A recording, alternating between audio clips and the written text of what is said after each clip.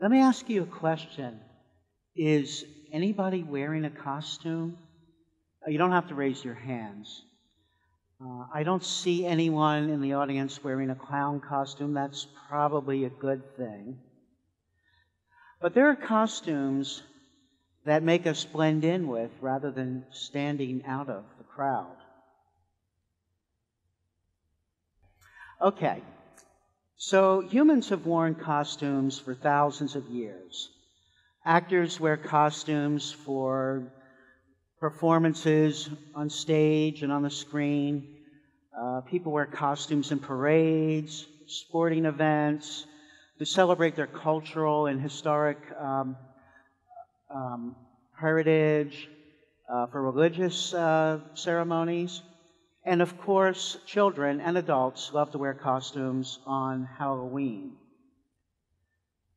Now, when we put on a costume, it can give us this vicarious thrill of temporarily being someone or something other than our true selves. But we can put a costume on as a front to keep our true selves hidden from those around us.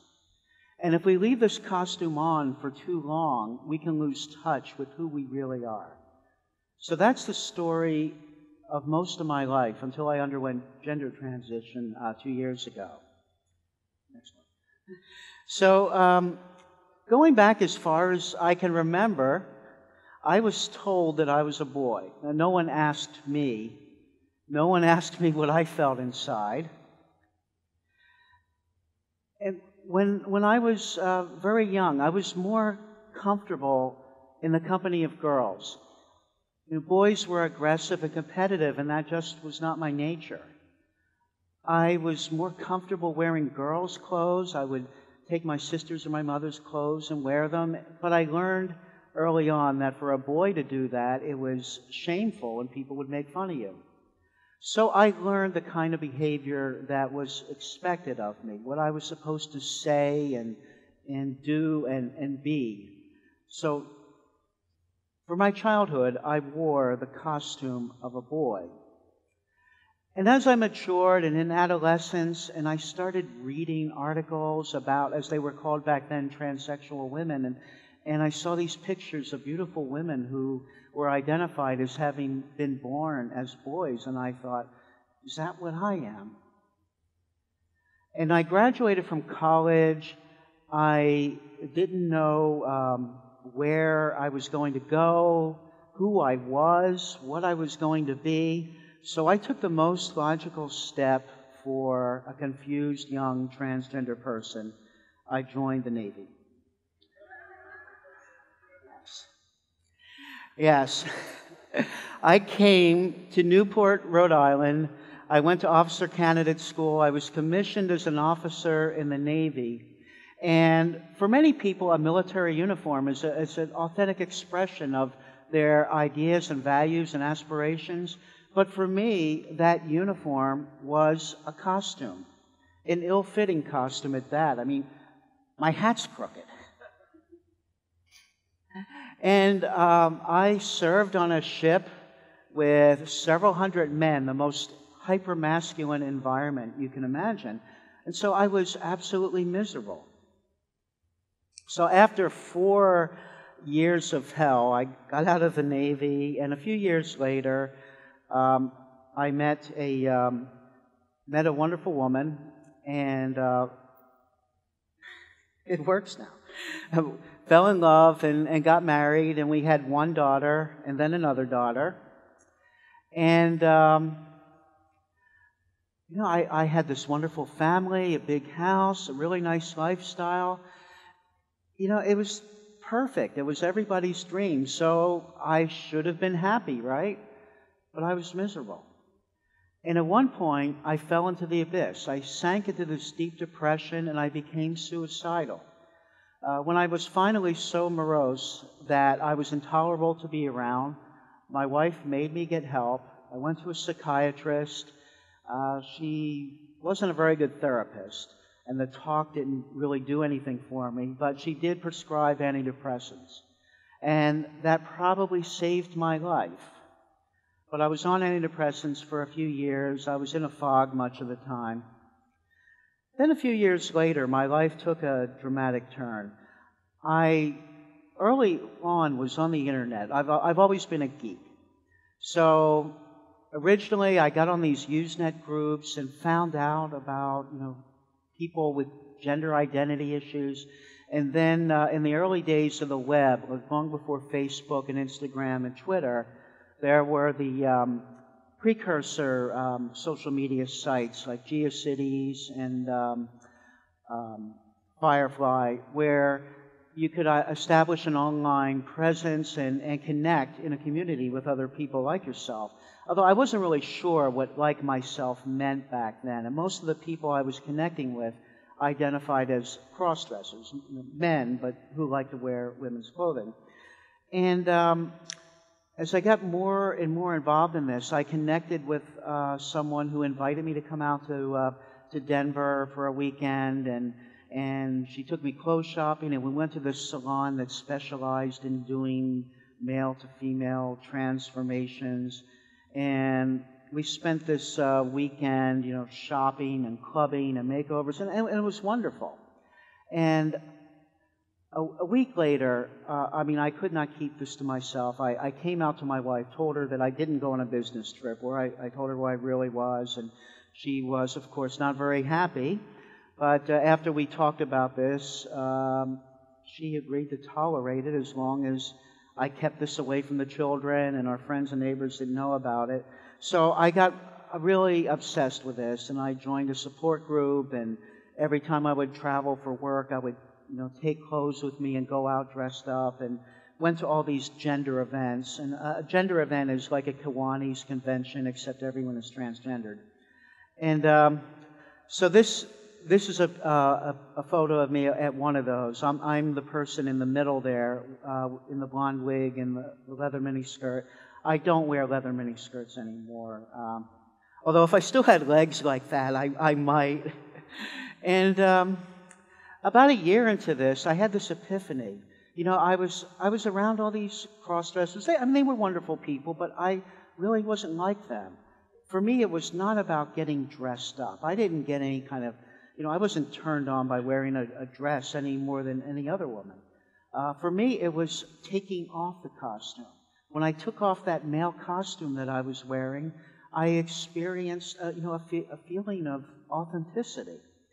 And I explored my gender identity. I went to a therapist, and I realized that I was on this inevitable path toward transitioning. And then in 2001, I had this crisis. I realized I was about to lose my wife, my children, my job, my friends, everything that meant anything to me, and I got scared. And after a series of anxiety attacks, I told myself I was not going to do this anymore, that I could live a normal life, that I could be a husband and father, a guy to all my friends, to do the things that were expected of me, that I could wear the costume. At first, I had this enormous feeling of relief that I was going to be able to do this, but then the anxiety and the depression returned. And I found solace in playing music. I was a bass player in a band, and in 2011, we were hired to do this gig at a Halloween party. And I was wondering what I was going to wear for a costume, and then it hit me. My band used to do a song that I wrote called Sarah Palin, and I said, I'm going to go with Sarah Palin. So I went to a thrift store and found a Sarah Palin outfit, and I found a Sarah Palin wig on eBay, and this was the first time I had put on female clothing in 10 years. Now, the guys in my band sensed that I was a little bit too comfortable, and it made them uncomfortable. But that night on the stage, I had this feeling of just, it was such a wonderful feeling. I felt like I was myself. I mean, I don't mean Sarah Palin, but that I was wearing a costume. It was a silly costume for Halloween, but at the same time I was taking off a costume.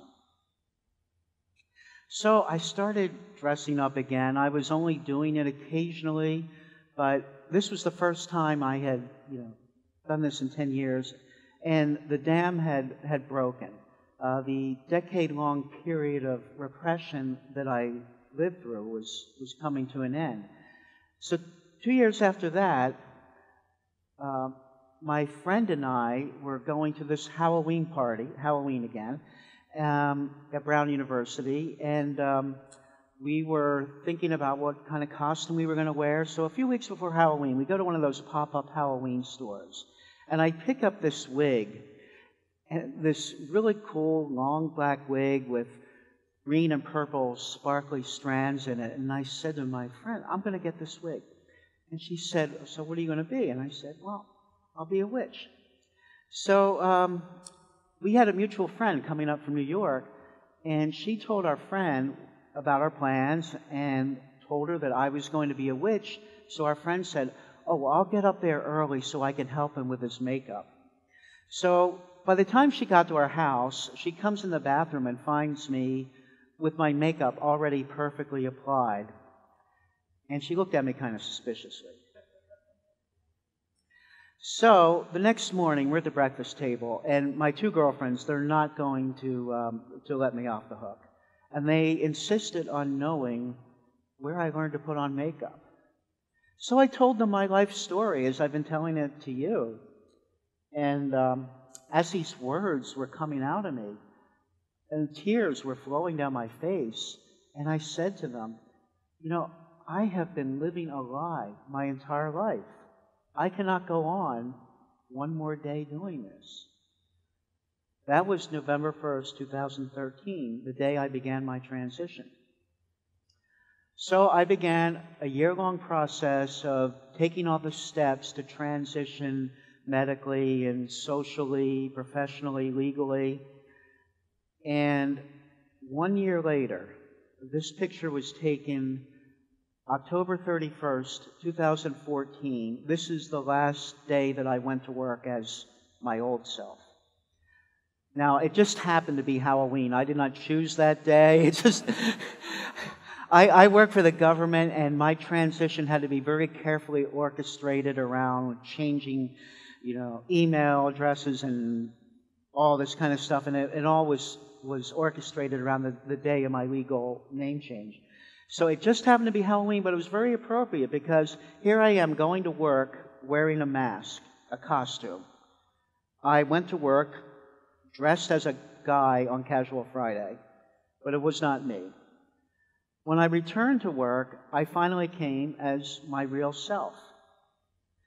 And my transition has been very, it's gone exceedingly well. I'm very fortunate because many transgender people have problems with employment and discrimination, and I've been very, very lucky. I did lose a few people along the way, some friends and family members who were not able to accept me. And that happens because when we transition, we don't transition alone. The people close to us also transition, and they did not sign up for this. And not everyone can go along on that journey. But my daughters, who are both in college now, they love me and they support me, and that's what's really most important to me. So, you might be listening to the story and thinking, well, that's a really nice story. I hope you are anyway. But, but what does it have to do with me? Well, many of us wear costumes. Many of us hide our authentic selves from others. Now, being a grown-up means sometimes you have to make concessions. You have to sometimes take away a bit of your own individuality in order to be a person in the world. But you have to balance that. And if you live too much to meet the expectations of others, and you're not being your authentic self, if you're living behind a costume, then you can't be a happy and engaged person, and you're doing this a disservice, not just to yourself, but to all the people that are important to you. So, to get back to my original question, who is wearing a costume? Now, I still like to wear costumes sometimes, and this is from Halloween of this year, and once again, I went as a famous female political figure. This time, one I'm hoping gets elected. But now when I put on a costume, it's just for fun. But I stand before you on the stage and in my daily life as my authentic self. No costume. Thank you.